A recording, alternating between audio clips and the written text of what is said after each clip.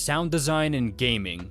Now to me, games are experiences and there are a few things that form them, whether it be the gameplay itself, its story, characters, visuals, and so on. But today we're just going to talk about the importance of sound design in gaming, mainly in terms of ambient noise, interactive sound effects, and music. I might make a separate video for voice acting. Anyhow, let's get into it. Now, what makes ambient noise important to me is that it allows you to immerse yourself inside the game. Without it, it can possibly dismantle the illusion that you're in another living, breathing world. Imagine playing an open world game with no ambient sounds whatsoever. It'll break the overall believability that this is an existing location that you're traveling through and may just seem like some lifeless sandbox. Of course, the ambient sound can't just be random, it needs to set the location or circumstances.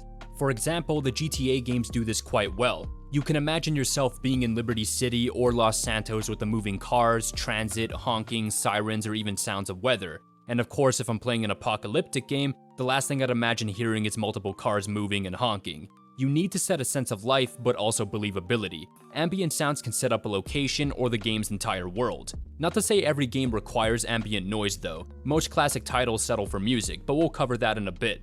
Now, outside of ambient noise, there's also the importance of other sound effects, mainly interactive ones, because these allow the game to feel more tangible or engaging. And these sound effects can range from being footsteps on a surface or a gunshot, and sounds like these play a big part in the experience and the sort of feedback you're getting while playing. Think of Sekiro, for example. The sounds of swords clashing and steel cutting flesh add to the overall speed and impact behind combat, and I can't imagine the game without it. Just listen to it.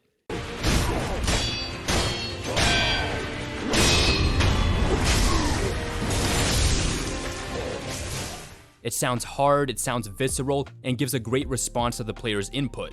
And other games require great sound effects too in order to make them feel more satisfying. Look at shooters, for example. They need weaponry and bullet impacts that sound strong and responsive. Right now, you're looking at Doom with the Project Brutality mod, and just listen to the sound of gunfire and gore.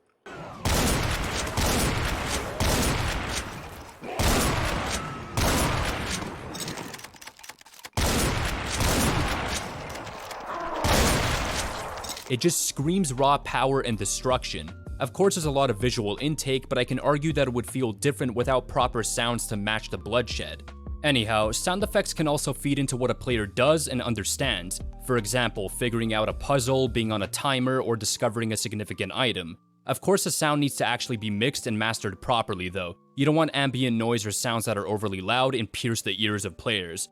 That's something that'll automatically make me or any player annoyed of your game. Now to move along, let's talk about music. Like ambient noise, it can set a sense of life, but also a sense of tone and personality. Music can make a location or situation feel ominous.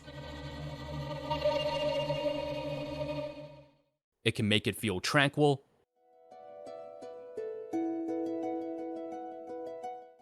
Or tense and action-packed.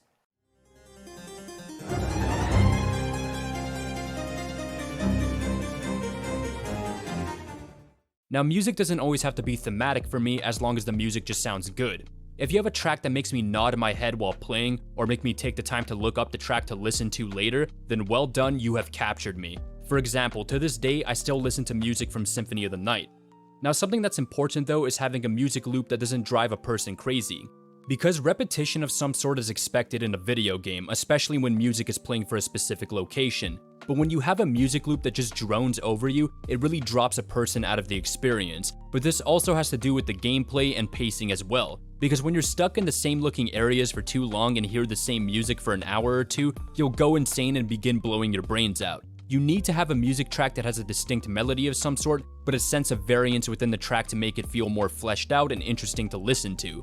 And along with that, your game needs to pace itself at a level where you're not hearing the same music for too long because you're in one location for extended amounts of time.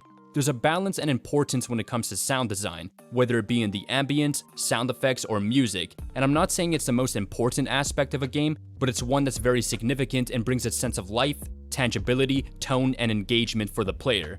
Anyhow, thanks for watching, and I hope you enjoyed. Peace.